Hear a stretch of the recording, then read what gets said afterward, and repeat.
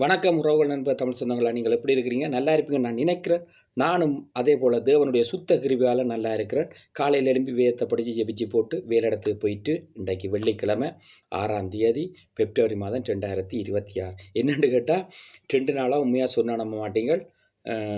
நேற்றும் ஒரு தூரப்பயணம் செய்து ஒரு விஷயத்தை செய்ய வேண்டிய கட்டாயம் இருந்து போய் அந்த விஷயங்களெல்லாம் செய்து அதுகள்லேருந்து நல்லபடியாக தேவனுடைய கிருபையால் அந்த அலுவலெல்லாம் பார்த்து கொண்டு என்னோடத்துக்கு வரைக்கும் இரவாயிட்டுது.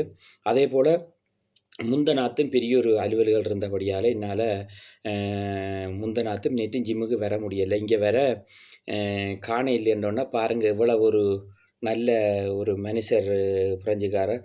ஏன் நீ வர இல்லை, என்ன நடந்தது என்று சொல்லி கேட்க. அப்போ நான் சொன்னேன், எனக்கு நிறைய வேலிகள் இருந்ததால் நான் வர இல்லைன்னு சொல்ல வந்தோடனே இன்னும் 2 பேர் செய்ய போய் நம்ம ஜிம்மென்று சொல்லியும் கூட அவை சொன்னால் அவைகளுக்கு நேரத்தை இன்றைக்கு மாற்றி விடுறேன், நீ முன்னுக்கு போன்னு சொல்லி கிடச்சிருக்குது. அதுதான் எங்களுடைய பண்பாடு. நாங்கள் தமிழர் எப்பொழுதும் என்ன கோபம் கொண்டாலும் தேவன் பாவம் செய்யாமல் இருந்தாண்டு வேதம் சொல்லியிருக்கு. அதே போல் எங்களோட தமிழருடைய பண்பாடும் அப்படி கோவப்பட்டாலும் அதுக்கு அடுத்த கட்டம் நாங்கள் மறந்து கடந்து போகிற பழக்கம் தான் எங்களுடைய பழக்கம். அது நல்லதாக இருக்கட்டும். அதே போல் நேற்றைய தினம் தம்பியோடு தங்கச்சி தம்பியாக்களோடு நேற்று மாலை பொழுதில் ரெயினில் பிரயாணப்பட்டு கொண்டிருக்கும் பொழுது பேசும் பொழுது தம்பி தன்னுடைய அவருடைய கெட்டித்தனத்தை பற்றியும் அவருடைய நல்ல விடயத்தை குறித்தும் பேசியிருந்தார். அவர் ஒரு பெரிய காரியத்தை நேற்று செய்திருந்தார். அவர் மாத்திரமில்லை, அவரோட ஒரு 4-5 பேர் சேர்ந்து அந்த இடத்துல போய் அவர்கள் செய்து அதில் இருந்து அவர்கள் பெரிய விடயத்தை செய்து அந்த இடத்திலிருந்து மனசமாதானத்தோடு நேற்றைய தினம் வீட்டை வந்து சந்தோஷமாக இருந்தார்கள். அந்த செய்து கொடுத்தது அதில் வந்து எங்களோட தம்பி தான். தம்பியோடு வந்து இன்னும் ஒரு பலமான ஒரு அண்ணாவும் இருந்தார். அந்த அண்ணாவும் சேர்ந்து 2 பேரும் சேர்ந்து எல்லாத்தையும் செய்து கொடுத்தார்கள்.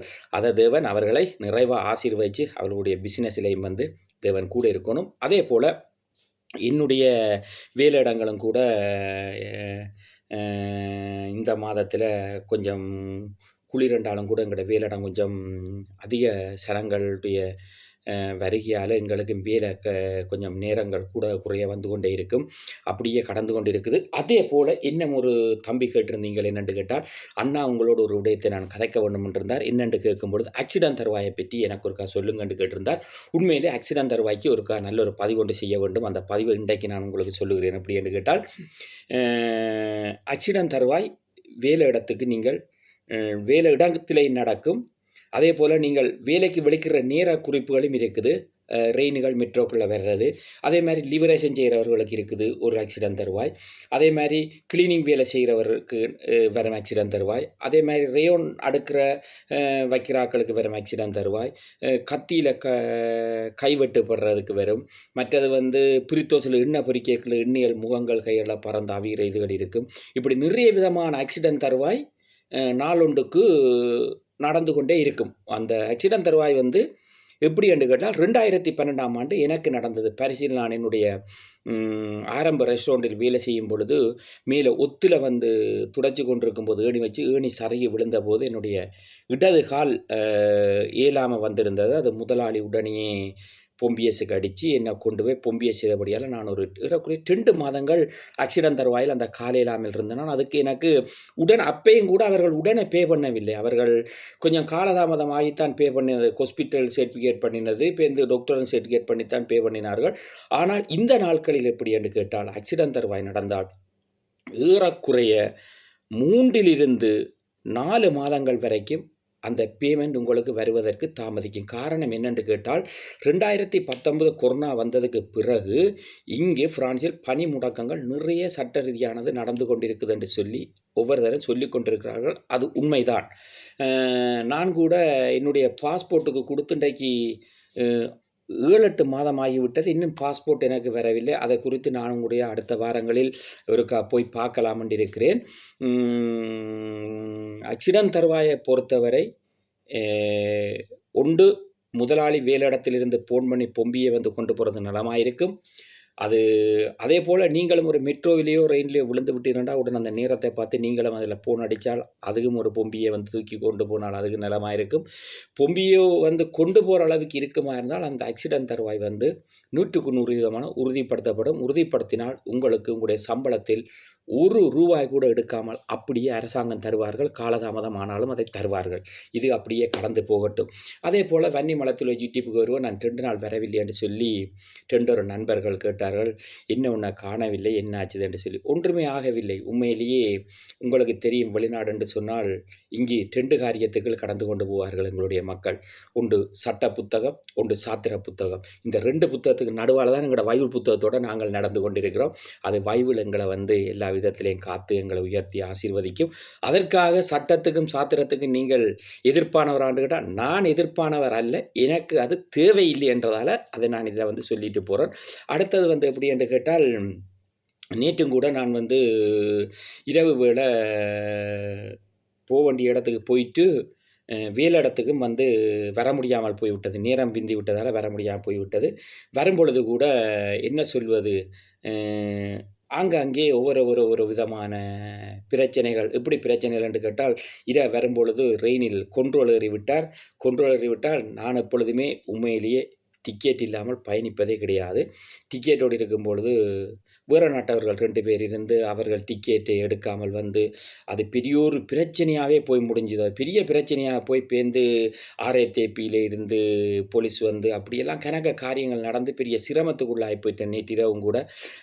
அப்படியான விடயங்களுக்குள்ள எம் நாட்டு உறவுகள், எம்முடைய சொந்தங்கள், நண்பர்கள், உறவுகள், அப்படி நீங்கள் நான் நல்ல விடயத்துக்காக சொல்கிறேன், அப்படி நீங்கள் டிக்கெட் இல்லாமல் பயணப்படாதீர்கள். காரணம் என்னென்று கேட்டால், இப்பொழுது நாடு எக்கனமியில் போய்கொண்டிருக்கும் பொழுது தனிநபர்களோடு தான் என்ன செய்வார்கள், என்னென்ன பிரச்சனை இருக்குது என்று சொல்லி அப்படியே பார்த்து கொண்டு வருவார்கள்.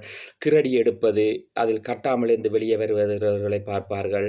அதே மாதிரி எங்கெங்கு உசாப்புக்கு கட்டாமல் இருக்கிறார்களா, அம்போக்கு கட்டாமல் இருக்கிறார்களா, இதுகளை எல்லாம் எப்படி என்று கேட்டால் முந்திய மாதிரி அல்ல. இப்போ சட்டம் சரியான இறுக்கமாக கொண்டிருக்குது. அதோட 2027 இந்த நாட்டுக்குரிய எலெக்ஷன் வருகிறது. யார் தமிழில் சொன்ன போனால் ஜார் ஜனாதிபதி, அவரை தேர்வு செய்வதற்காக துரிதமாக அலுவல்கள் நடந்து கொண்டிருக்கிறது. அதை கூட கவனத்தில் கொள்ளுங்கள். அதே போல் ஒவ்வொரு விடயத்திலும் உங்களை நீங்களே சரியாக சரி செய்து கொண்டு பாதுகாப்பாக நடந்து கொண்டீங்கள் என்று சொன்னால் இந்த நாட்டில் நீங்கள் எந்த சிரமமும் இல்லாமல் நிம்மதியோடு சுகபலத்தோடு வாழலாம் என்று சொல்லி வன்னிமுலத்துகளை சார்பில் நான் நினைக்கிறேன். அது உங்களுக்கு நலமாக இருக்கும் என்று நினைக்கிறேன். அதே போல் நீங்களும் உங்களோட குடும்பங்கள், உங்களோட பிள்ளைகள், உங்களுடைய வேலையிடங்கள், உங்களுடைய தொழிற்சாபனங்கள் எல்லாத்தையும் தேவன் ஆசீர்வதிப்பார். அதே போல் உங்களுக்கும் ஆராதிக்க விருப்பம் என்று சொல்லி சொன்னால் நீங்கள் கேஸ்மனில் எங்களுடைய சபை இருக்கிறது. அதாவது நான் போய் ஆராதிக்கிற சபை, அதாவது ஜெப வீடு சுவிசேஷ சபை.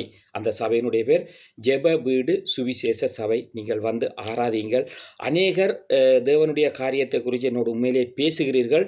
நான் உங்களுக்கு பைபிள் ரீதியான சரியான விளக்கத்தை தருகிறேன். அது உங்களுக்கு நலமாக இருக்கும் என்று நினைக்கிறேன். ஏனென்று கேட்டால் பைபிள் ரீதியான சரியான விளக்கத்தை ஏன் தருகிறேன் என்று கேட்டால், நான் கூட 2012ஆம் ஆண்டு அகஸ்டின் ஜெபக்குமார் என்று சொல்லி உங்களுக்கு தெரியும், பீகாரில் பெரிய ஒரு மிஷினரியாக இருக்கிறார். அவரை நான் நேரில் பார்த்திருந்தேன்.